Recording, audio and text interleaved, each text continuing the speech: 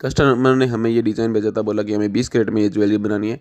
तो हमने 20 कैरेट के हिसाब से पहले गोल्ड को मेल्ट कर लिया।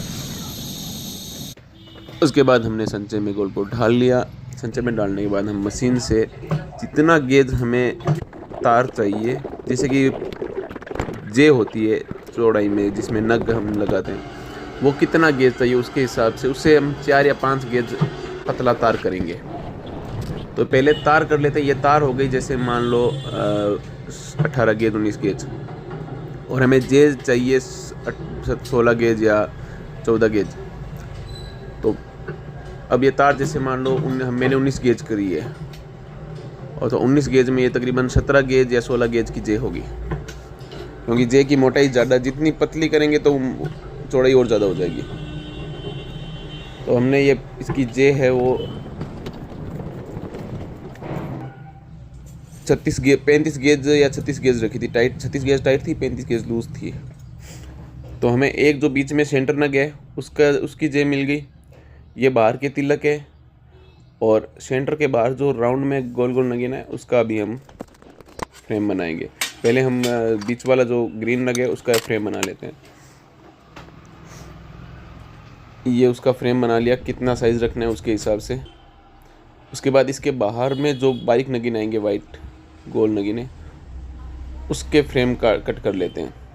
12 नगीने आ रहे हैं, 12 या 14, उसके हिसाब से हम 1-2 एक्स्ट्रा ही कट करेंगे, क्योंकि जब हम इसको सोल्डरिंग करते हैं तो 1-2 ख़राब हो जाते हैं और चांस रहता है ख़राब होने का। अब हम इसको एक सलाई के माध्यम से गोल कर लेंगे। ये सारे गोल कर, वीडियो अगर पसंद आए तो लाइक शेयर सब्सक्राइब कर लेना। और आपको किस ज्वेलरी का वीडियो बनवाना है या ज्वेलरी बनवानी है तो कमेंट में बता देना। जो भी आइडिया हो, जो भी दिमाग में हो, पूछ लेना, मैं बता दूंगा आपको। ये हमने राउंड में गोल तो बना लिए। अब इसके बाहर जो तिलक शेप में जो नगीना है उसकी फ्रेम तैयार करेंगे। उसके लिए हम एक साइज़ के काटेंगे। ये तिलक तैयार हो रहे हैं, देखो। 10 तिलक थे तो हमने 10-11 फ्रेम ले ली थी। 1-2 एक्स्ट्रा ही रखेंगे।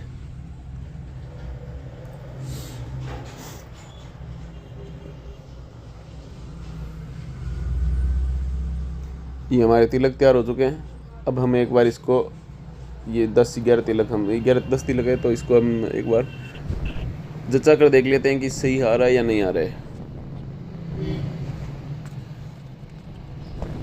चलो सही है ये। अब हम इसे जो गोल ग्रीन नगीना जिसमें सोल्ड हो जाए उसको बेल्ट कर लेते हैं एक बार। दोनों का मुंह एक अच्छे से बेल्ट होना चाहिए। अब वापस हम इसको अंडाकार में, या एक संचा है हमारे पास अंडाकार, इसमें इसका शेप दे देंगे एकदम सही से। अब हम एक 22 गेज की तार करेंगे। पेंडल का वज़न कितना रखना है उसके हिसाब से हम जे की मोटाई भी एक्स्ट्रा रख सकते हैं और तार भी एक्स्ट्रा रख सकते हैं। ये तार जो है ना, ये नगीने के सपोर्ट के लिए है। नगीनों के साइड में जे है ना, उस जे के ऊपर जलेगी ताकि नगीने इसके अंदर आराम से फिट हो जाए। अब हम इनको ट्रायंगल में बेल्ट करेंगे। जैसे मान लो 3 ट्रायंगल में नहीं, 3 को अलग अलग दिशा में रखकर ऐसे बेल्ट कर लेंगे। ये सारे बेल्ट हो जाएंगे ऐसे। और ध्यान से करना, क्योंकि ये कभी कभी ये तीनों आपस में एक ही दिशा में चिपक जाएंगे।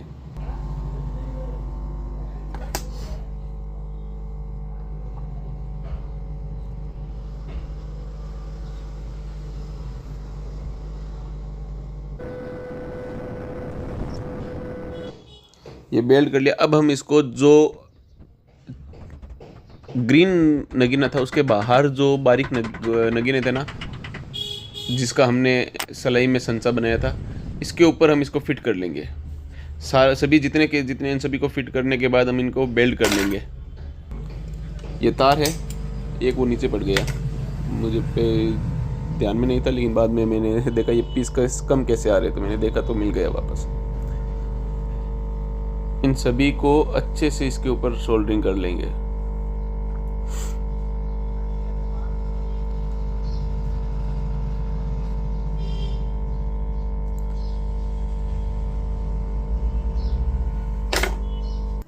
सोल्डरिंग करने के बाद हम इसको जो नगीने में जितना हमें नगीना बंद करने के लिए चाहिए उतना हम इसको कट कर लेंगे। इसे मैंने 1 mm के आसपास इसकी मोटाई खड़ाई रखी थी। इसका वज़न थोड़ा कम था पैनल का, तो तार मैंने पतली रखी थी, लेकिन सही से अगर तार रखोगे तो 21-22 गेज रख लेना आप।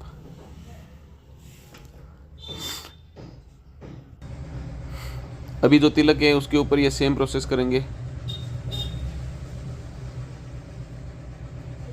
इनको अच्छे से बेल्ट कर लेंगे। बेल्ट करने के बाद इनको भी कट कर लेंगे।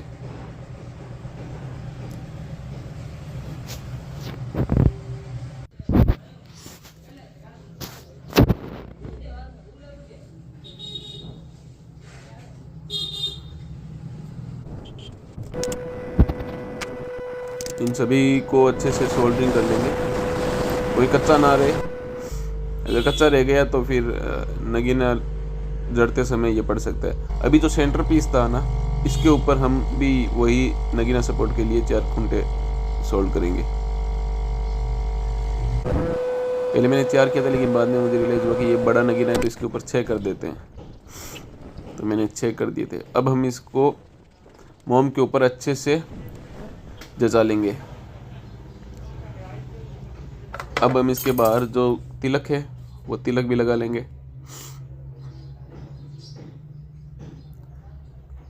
इसमें मोम के ऊपर है ना अच्छे से डब्बे बनाकर करना आप, क्योंकि अगर सही से नहीं होगा तो इनकी डिज़ाइन में फ़र्क आ जाएगा, ऊपर नीचे हो जाएगा ये। मुझे तो चलो थोड़ा बहुत आइडिया था तो मैंने बिना डब्बे के कर लिया। अब हम प्लास्टर घोलेंगे इसके। गोल्ड स्पून नहीं है, सिर्फ गोल्ड की पॉलिश है इसके ऊपर।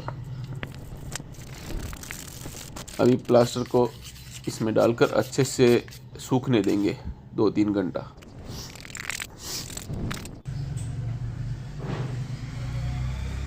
प्लास्टर अभी सूखा नहीं है, इसको अच्छे से सूख गया है। थोड़ा सा इसको गर्म कर लेना प्लास्टर को पहले, ताकि इसके अंदर कोई पानी हो तो भाप बनकर उड़ जाए। अब हम इसको एक एक सावधानी से सोल्डरिंग करेंगे। गलना नहीं चाहिए और ज़्यादा केटियम भी नहीं लगाना है। मजबूताई से, और इसका सपोर्ट भी दे देंगे हम। जैसे अभी इसमें आपको दिख रहा है ना कि सपोर्ट नहीं है, तो इसको मैंने सपोर्ट दिया था। इन सभी को सपोर्ट में डाला ताकि टूटे ना।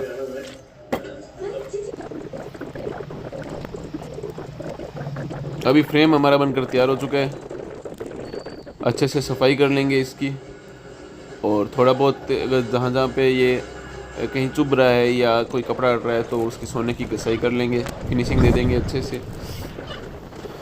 फिनिशिंग देने के बाद हम ये थोड़ा सा सोना था बचा था, उसका हम गोल तार बना लेंगे। गोल मैंने बनाई थी 20 गेज। 20 गेज टाइट थी, 19 गेज मान लो, 19 गेज थी ये अच्छे से। अब 2 कड़ी बना लेंगे। ये कड़ी होगी पवाई के लिए। लॉकेट में जो धागा लगेगा, ये देखो यहाँ पे धागा बन जाएगा। इनको अच्छे से सोल्डरिंग कर लेंगे दोनों को।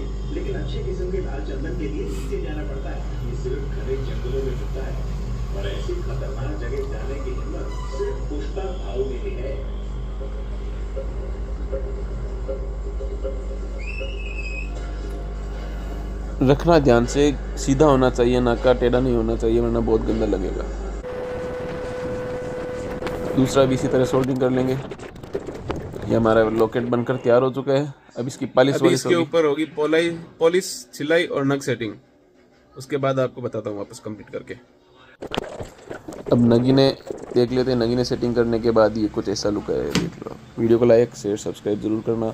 आपको किस टाइप की ज्वेलरी बनानी है उसके लिए आप ऑर्डर कर सकते हो और मैसेज भी कर सकते हो। और अगर आपको कोई वीडियो भी बनाना है कि हमें इस टाइप का वीडियो बना के बता दो, तो मैं वो ज्वेलरी बना के आपको बता दूँगा।